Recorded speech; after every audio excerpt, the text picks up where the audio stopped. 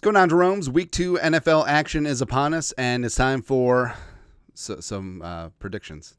So Week 2 NFL picks for entertainment purposes only. A couple of jelly beans. We went 9-7 Week 1. So we're ahead of schedule, which is fantastic. But remember, going through and picking the entire slate, it's not good. It's not good, yeah. These lines are from ESPN as of right now. So hopping on in tonight, Buffalo plus 2.5 at the Miami Dolphins. Now the Dolphins dealing with a couple injuries. Will A.H.N., will Mostert be good to go? We'll see. But I do think that Miami's always dangerous, man. With Tyreek and Waddle, Tua putting up numbers when he's not being yelled at by Flores and Flores telling him he sucks. And Buffalo, I'm still not buying into the Bills.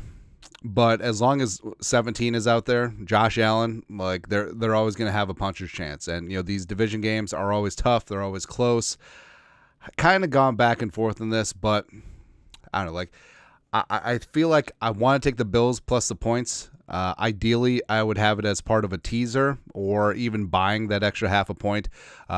So it would be what it be. But give me the Buffalo Bills in this spot. No one circles the wagons like the Buffalo Bills. Plus 2.5. Noon games. So there's like 17,000 noon games. First one is New Orleans, fresh off their big-time win against the Panthers. Congratulations. Whatever. Plus 6.5 at Dallas now.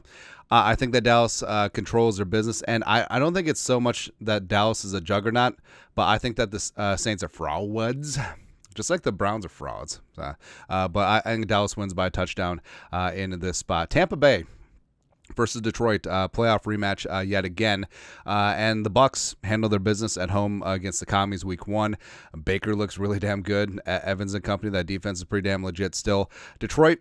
Detroit needed everything to bounce their way against the Rams and have 17,000 injuries, right? But Detroit is tough. They can still run the ball. Defense is going to be more opportunistic than last year. I think that Amon-Ra and Laporta will have less quiet nights, but I do think that the Buccaneers cover in this spot. It's the hook. Like they always say that the hook gets the fish. But I just can't pass up that extra half a point, especially when I think the Buccaneers have a chance to win outright in this spot. Indianapolis on the road, Anthony Richardson.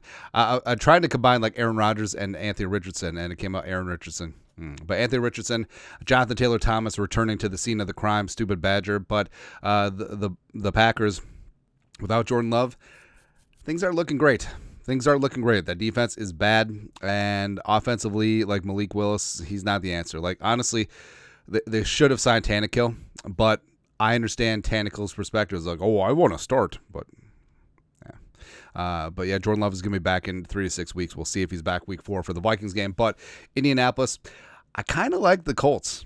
I kind of like the way that the Colts have operated, even though Julius Brents is out now for the season, but I like the Colts, even favored in the spot. I think this is a touchdown game, so give me Indianapolis right here. Jets, 3.5-point favorites on the road, Tennessee. So people still buying the Jets hype. I'm not. Like, it wasn't just that they were beaten by the Niners. They were destroyed. They were manhandled, right? And Tennessee, they gave that game away against the Bears. That they have to be pissed. They have tons of talent up front along the offensive line. Bill Callahan is one of the best offensive line coaches in the league. How did Brian get Bill Callahan to be his O-line coach? Don't know, man. But I feel like it'll be a recipe for what happened last week. I think Tennessee controls this game on the ground, and I think that they win outright. So definitely give me that 3.5 points at home.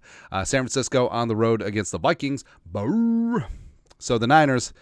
Yeah, the Niners impose their will on the Jets front, and whether McCaffrey plays, whether it's Jordan, like either way, like they're going to be able to move the ball. But the Vikings, it's not so much they play the Giants. That front seven is legit. That offensive line is pretty damn legit as well. I think offensively they're going to be able to move the football, even though San Francisco's defense is pretty damn stingy. I think that the home crowd will be loud and proud opening up the season, and I think the Vikings get it done yet again. So this would be 9 home wins in a row against San Francisco, dating back to 1991. Isn't that crazy? Yeah, but I think the Vikings win outright. Money line for the Jelly Beans, as well as definitely giving that 6 points. Seahawks, 3.5-point favorites on the road, other coast against the Patriots. So Patriots, surprising win on the road and against Cincinnati. Seattle took care of business at home against the Broncos week 1. I still think Seattle is a much more talented team, especially defensively. I think that New England just isn't going to have enough offense, and also Mike McDonald coming from the Ravens, very familiar with the Patriots in general. So I do think that Seattle goes into Gillette, and I think that they win and they cover. Giants plus 1.5 visiting the Commies at FedEx Field. So home debut for Jaden Daniels. Jaden Daniels needs to learn how to slide, but I think overall he's electric. That Giants defense, man, like they got embarrassed, and part of it is obviously the Vikings are good, but Thibodeau and Burns were just non-entities, which is really rough, man. But I think that the Commies, I think that they're trending in a better direction than the Giants. So give me Washington at home, fading the 1.5 points. Chargers on the road against the Panthers. Harbaugh. And Carolina is just straight up bad. I'm worried. Like, offensive line, Scarbaggio, Bryce Young has not progressed. Defensively, they just lost their best player in Derek Brown. And Derek Brown would have been huge to try and stop the Chargers running game. J.K. Dobbins, the Gus Bus, I think they run all over the faces of Carolina. I think this one gets kind of ugly. So give me the Chargers definitely covering that 6 points. Browns +3 at Jacksonville. I mean, they're still rolling with Deshaun. Yeah, we'll see. Jacksonville, even though they lost to Miami, like, there's moments of brilliance, but also I'm not sure if I completely buy into the Jaguars as of yet. I mean, Josh Allen is fantastic, as well as Trevor Lawrence had some nice flashes. He better for the price tag. BTJ, Brian Thomas Jr. I don't think it's insane that Brian Thomas Jr. is going to have a better rookie season than Malik Neighbors. Look who their quarterbacks are. Like, Lawrence is borderline good to very good. Daniel Jones is just atrocious. All right, so give me who am I picking? Give me Jacksonville fading the 3 points. I think Cleveland, the defense got eviscerated. The heat is not going to help, as well as I don't see Deshaun and company getting off the mat. That's just going to be rough. I think they're just waiting for Nick Chubb to come back, and then also they're going to put Jameis Winston in. Last of the noon games, the Raiders on the road at the Ravens. Ravens pissed off because of the Toegate game against the Chiefs. Raiders, offensively, they're just inert. Like, when Alexander Madison is the only person that scores touchdowns on your team, it's not good. Give me the Ravens covering the 9. I don't really like laying big numbers, but I think this one is going to be like a 30-10 type game yet again. 3 late games. You got the Rams on the road against the Cardinals. So Cardinals had a near-run thing against the Bills. They just sort of gave it away now. Rams dealing with a lot of injuries. So Avila, no boom, as well as Puka Nacua on IR, could be out for a while. Is basically Stafford and a bunch of slappies, and Cooper Kupp, who's kind of healthy, but he's still old as hell now, right? So, but I think that the Cardinals, I like where they're headed. And even though Kyler's already taken swipes at offensive coordinator, our guy Drew Petzing, I think that they'll make a concerted effort to get the rock to Marvin Harrison Jr. a lot more. Give me Arizona winning this and also fading the 1 point, obviously. Then you got Steelers 2.5 point favorites on the road against Denver. Justin Fields looks to be starting again, and the Broncos, auspicious start. Defense is not great. Bo Nix cannot throw. Chucking hospital balls out there. I think he targeted Cortland Sutton 12 times, only had 4 catches. He did run one in, but this is going to be bad, right?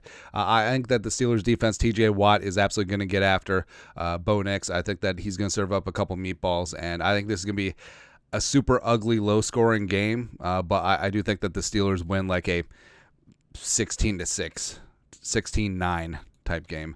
Then you got the Bengals on the road against the Chiefs.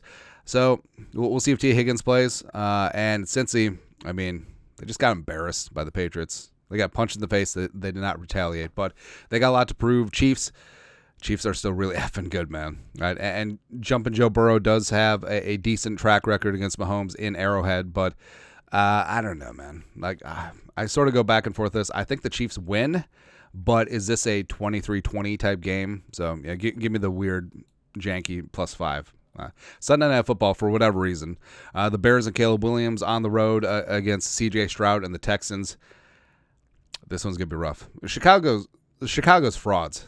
Like, that win, has a massive asterisk by it because the Titans basically just gave it away. But the Texans ain't going to do that. I think Stephon Diggs, I think Nico, I think Joe Mixon obviously has another huge game. I think Stroud does the damn thing under the bright lights. So give me Texans winning pretty big. Give me like Texans like 27-10. Lastly, so I got the Falcons. Kirk Cousins can't move. He's in the shotgun/pistol. He is not good in shotgun/pistol. He's better under center. Everyone knows that, but they have him in shotgun because he can't move, right? And that's going to be a problem. I do think that the Eagles pass rush gets after Kurt, and also, as you know, hey, now we can say this, the Kirk Cousins Monday Night Football record as well as Kirk Cousins in primetime.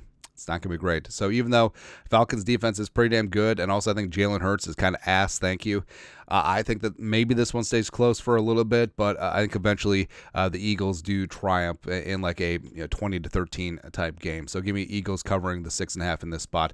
But that's it. That's at week 2 NFL picks. Again, for entertainment purposes only. Let us know your thoughts, our thoughts, comment section below. Subscribe for daily Vikings takes. Want to support the work? Put a little something in the Venmo. But until next time, Skol.